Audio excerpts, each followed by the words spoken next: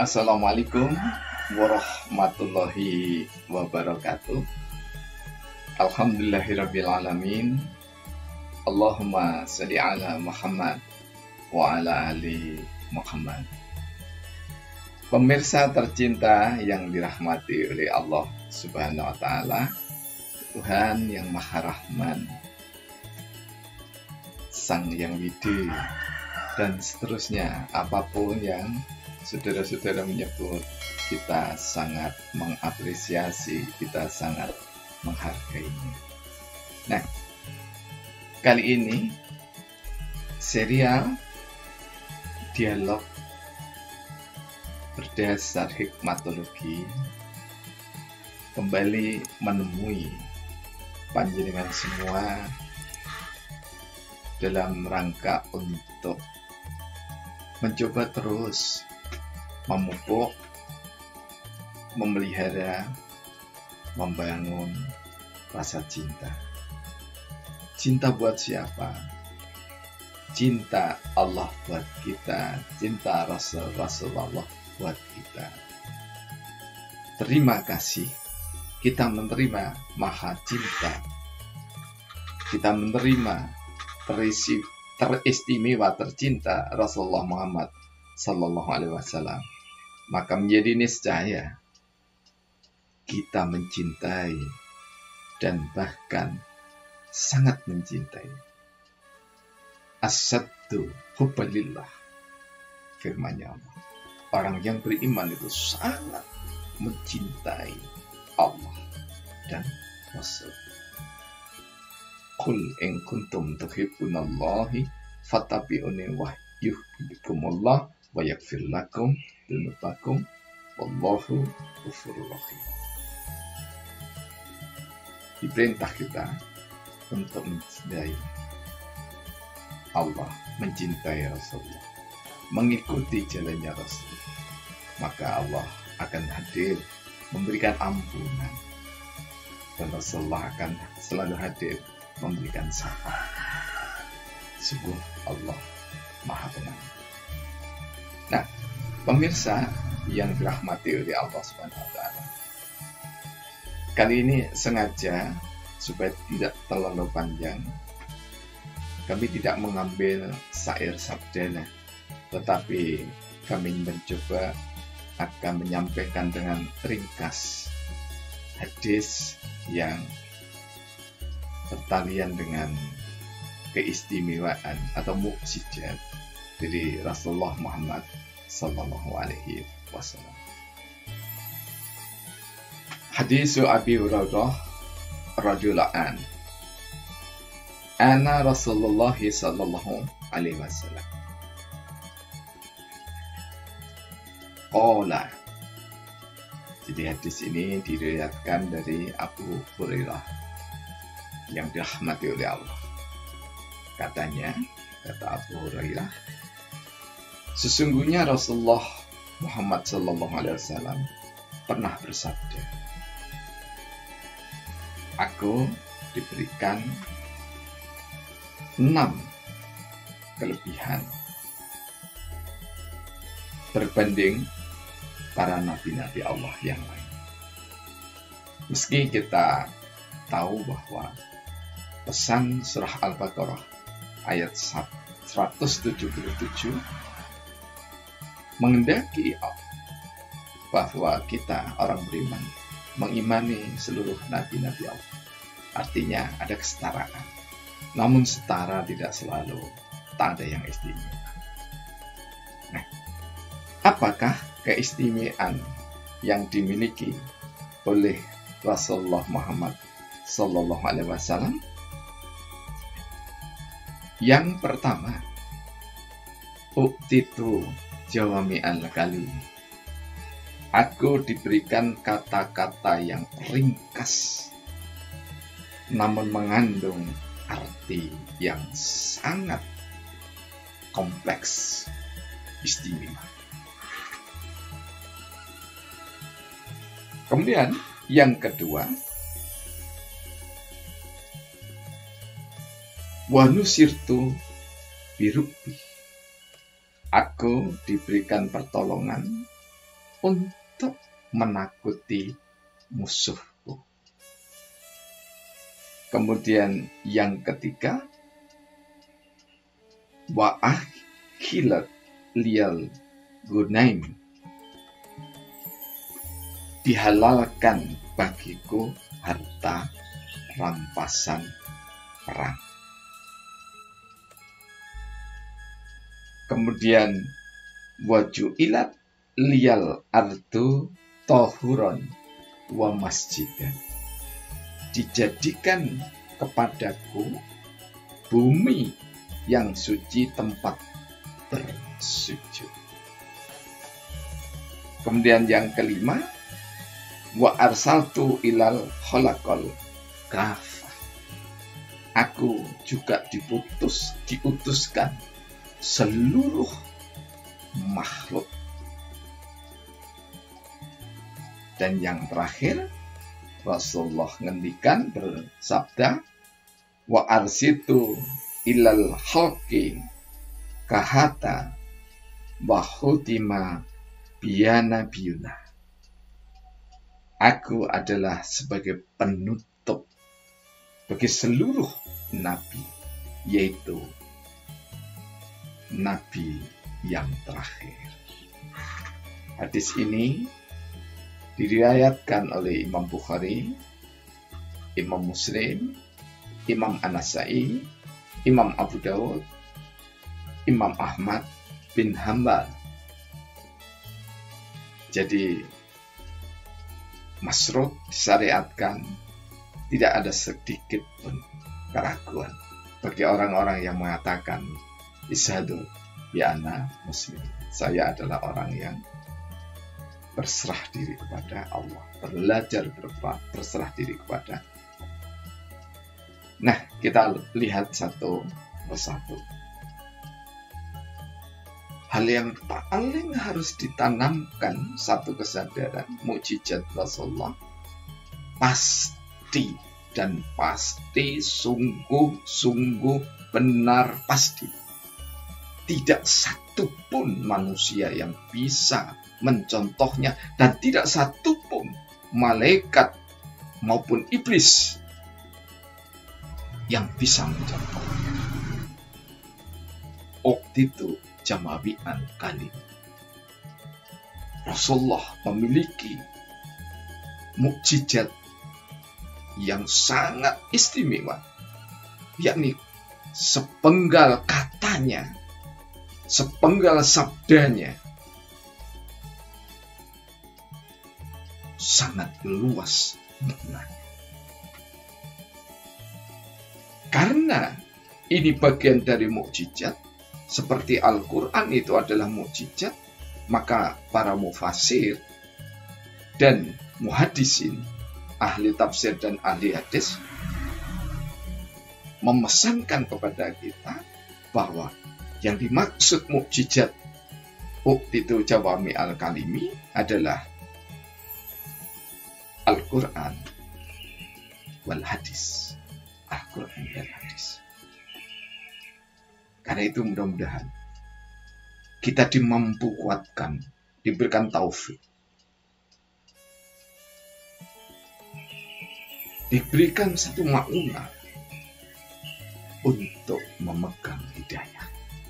Jadi hidayah itu Al-Quran was sunnatul Rasul atau wal hadis. Tidak perlu dicari. Jadi kalau ada orang yang mengatakan orang yang kafir atau orang yang musyrik, orang yang murtad itu tidak dapat hidayah, itu keliru. Karena hidayah itu sudah ada, bukan salah.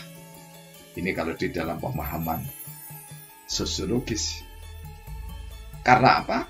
Sudah disediakan. Bahkan sekarang yang kita genggam ini bisa diisi hadis, Al-Quran, hadis, Tipitaka, Bhagavad Gita, Injil, Taurat, Zabur, dan ragam keilmuan Allah. Tidak ada alasan untuk kita mengatakan tidak dapat hidayah. Hanya saja karena mukjizat Rasulullah diterima dari yang maha tinggi, yang maha mulia, maha istimewa, diterima oleh hambanya Rasulullah Muhammad SAW yang istimewa, maka ditafsirkan, ditakwilkan, diterjemahkan, dimaknai, diberikan arti. Andai saja seluruh manusia semuanya ahli-ahli tafsir dan ahli-ahli hadis, maka tidak akan pernah sampai pada kesempurnaan mukjizat Rasulullah SAW. Karena itu disebutlah tafsir, perkiraan. Karena itu disebutlah dengan penjelasan, pemaknaan. Dengan demikian kita harus menyadari bahwa jangan pernah kita merasa mutlak-mutlakan mampu menafsirkan, walaupun itu mufasir sekalipun. Karena mufasir belum tentu ahli kimia, mufasir belum tentu ahli pengobatan, mufasir belum tentu ahli politik, mufasir belum tentu ahli sejarah semesta, mufasir belum tentu ahli kedokteran, dan seterusnya. Semua manusia hanya untuk saling melengkapi. Tidak ada yang merasa paling segalanya. Tapi Allah maha segalanya dan Rasulullah adalah teristimewa segalanya. Karena itu jika kita berbeda, karena kami sekali lagi dari rumpun ilmu sosial, politik, dan kebijakan publik, sedikit dilatari hukum, maka penyampaian kami tentu saja berbeda dengan para ulama yang kita muliakan, yang kita hormati. Ini adalah Islam yang dipahami oleh segelintir orang yang belajar ilmu sosial. Kemudian yang kedua, wanusirtu birukbi. Jadi musuhnya Rasulullah itu takut. Oleh sebab itu, Sayyidina Umar sebelum masuk Islam itu dikenal sebagai pedangnya masyarakat jahiliyah, singanya masyarakat jahiliyah. Tapi hatinya gaman untuk membunuh Rasulullah dan tidak kesampaian membunuh Rasulullah. Demikian juga trio Abu Jahal, Abu Lahab, Abu Sufyan, semua pamannya sendiri bergetar hatinya, tidak mampu. Dan dalam cerita yang bisa dipercaya dari orang-orang alim yang kami dengarkan, energi Rasulullah itu begitu sangat kuat dan istimewa, sehingga seseorang yang beberapa kali ditemui oleh Rasulullah, jika mau ditemui lagi, kadang 3 bulan, kadang 2 bulan, energinya sudah menggetarkan hati orang yang akan ditemui. Ini cerita-cerita dari kiai-kiai kami, guru-guru kami yang mulia di bidang spiritual, baik dari tarekat Naqsabandiyah maupun dari tarekat Sasilia dan Asataria. Nah, kemudian yang ketiga, wa'ahilat lial gunain. Jadi dulunya harta rampasan perang itu tidak boleh diambil, tapi di masa Rasulullah boleh, halal itu. Kemudian wajuilat lial ardu tahuran al masjid. Ini sungguh luar biasa sekali maknanya. Jadi seluruh hamparan bumi ini dianugerahkan kepada Rasulullah sebagai salah satu mukjizat teristimewanya. Semua adalah hamparan tempat bersujud. Makna terdalamnya, di mana kaki kita menginjak. Dalam bahasa Minangkabau, langit dijinjing, langit diangkat, syariat diangkat. Maknanya bahwa niscaya hamba-hamba yang mengaku isyhadu bi anna muslimun, pantang bumi ini mendengar suara hati kita, dari celoteh niat buruk, dari celoteh kedengkian, dari celoteh permusuhan, dari celoteh mengadu domba dengan dalil dan dalih apapun. Karena bumi ini adalah suci. Karena itu, jika suatu saat ada gempa, ada tsunami, bukan Allah sedang murka, tetapi bumi tak tahan, tak kuat menahan dosa-dosa dan kedurjanaan, kefasikan, kemunafikan, kekafiran manusia-manusia. Sehingga bumi menggeliat. Karena energi yang ada di dalam bumi, sebagian besar termasuk di permukaannya berupa laut dan samudra, itu air. Dan air dalam teori energi, kita bisa melihat penelitian yang sangat indah oleh Kazuo Emoto. Yang paling cepat menerima energi diantaranya adalah, atau yang tertinggi adalah air. Namun di tingkatan sufi yang sudah tinggi, getar hati itulah yang energi yang tinggi. Karena itu pantang bagi orang yang beriman merusak apapun. Termasuk yang paling dekat ini adalah merusak hati diri sendiri, merusak hati istri, merusak hati suami, merusak hati putra dan putri, merusak hati tetangga, merusak bangsa dan negara, warisan ulama dan tokoh bangsa. Sungguh biharumil mutlak, karena bumi adalah tempat yang suci untuk bersujud. Dan sujud itu bukan sekedar Allahu Akbar kemudian kita waktunya sujud, bukan sekedar itu, tapi makna sujud itu adalah selalu menghamba kepada Allah Rabbul Alamin. Kemudian yang kelima, wa arsiltu ilal khalaqat kafah. Aku Rasulullah ini diutus pada seluruh makhluk.